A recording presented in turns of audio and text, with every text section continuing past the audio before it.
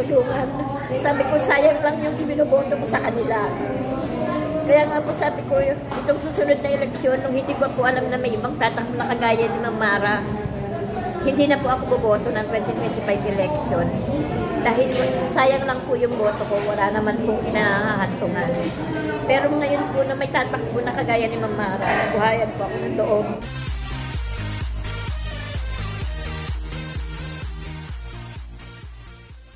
Bakit po si Mara Tamundong ang dapat suportahan sa darating na eleksyon sa 2025? Kasi siya lang yung may sa kanya lang ako nakakarinig ng programa na talagang malinaw. Lalo na para sa, although hindi pa ako senior citizen, so siya lang yung narinig ako may pangako para sa senior na mataas ang allowance ng senior. Kasi nga, alam ko masigit kailangan ng mga senior lalo sa maintenance nila. So, yun ang nakikita kong dahilan kung bakit ginagawa siya. So, panahon na para magbago. So, sa mga Manileño, habang may mahaba pang oras at panahon, mag-isip po tayo, bigyan mo natin ng chance yung iba na makasilbi. Huwag na po tayo sa trapo, sa bago na po.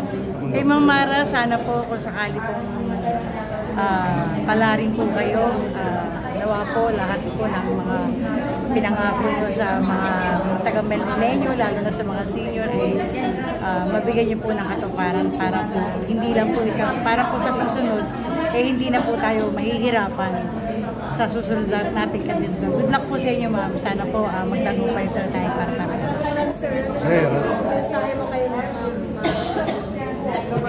sana po pwede yung pang-edisyon, hindi mo din. Sana po makayanin niya po yung pagsubok na inaano niya, manalo siya sa sa election at sana po matupad siya lahat ng programa gusto niya mangyari sa Manila. Kuya, ano ang sabi mo sa mga programa ni Mara Tamundong? Okay naman po ang mga programa po ni Ma'am Mara po. Ano po masabi niyo sa programa ng ating minamahal na si Miss Mara Tamundong?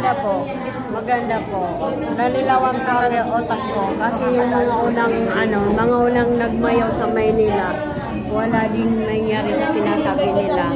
Ngayon, bago pa lang ako dito, nalilawan po ang isip ko. Kay Mara lang po ako. Kanina, grabe yung iyak Hindi talaga. Ba't po kayo naiyak kanina? Sa galit ko nga. Ilan taon na ba kayo naghihirap?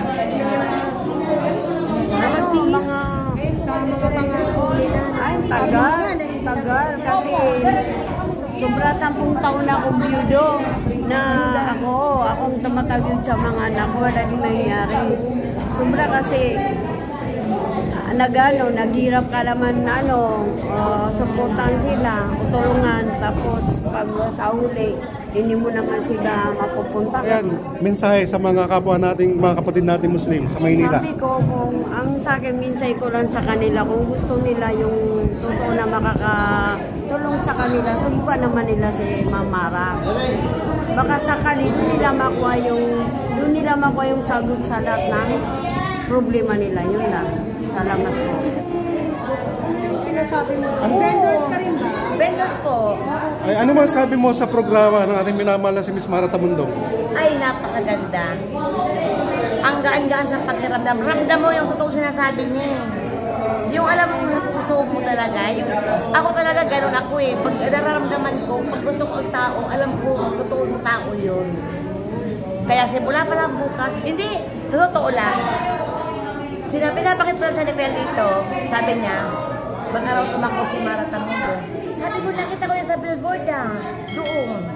Sabi ko, tapos punta kami ng Pasay. Ayun yun. Sabi ko, hindi ko pa siya na-imit first time. Ayun ako umatin nito, hindi ako umatin talaga. Sa kanya lang. Parang naluluha ka yata. Bakit?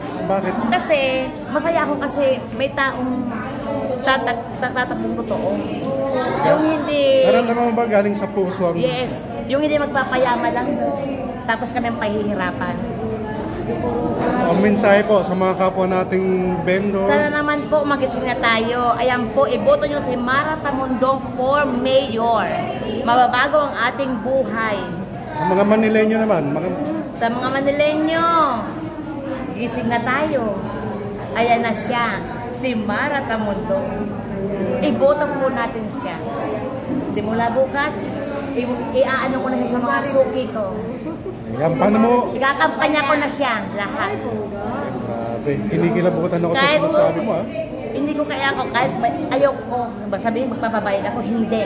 Kahit hindi niya ako bayaran, ikakampanya ko talaga siya. Yun, grabe. Nakakilabot naman. Totoo. Maraming salamat po talaga na... Galing po yan sa puso ko. Wala pong halong kaplastikan. Eh dito, kanina tumitingin pa ako, may mga plastic pa ito. Ako po totoo talaga. Nay, ano po ang sabi mo sa programa ni Ma'am Mara Tamundong sa mga senior citizen? Maganda naman po. Hindi pa po ako senior pero yung mister ko senior na. Maganda naman po yung gustong i-ano ni Ma'am Mara na proyekto para sa Maynila. At sabi ko nga rin po, magdukto naman po tayo ng bago. Kasi tutusin ko sana talagang itong eleksyon dahil hindi ko pa po alam na may ibang tatakbong kandidat kagaya ni Ma'am Mara. Ang bala ko po sana itong eleksyon na 2025 wala na po akong balak bumoto kasi wala namang nangyayari sa Maynila. Sa experience ko po, nagpapagamat ko kasi wala ko sa PGH. Alam ko po ang mga kandidat kung pwedeng lapitan. Pero hindi po ako nagtulong kay Mayora. May pa po yun para sa cities ka ng anak ko.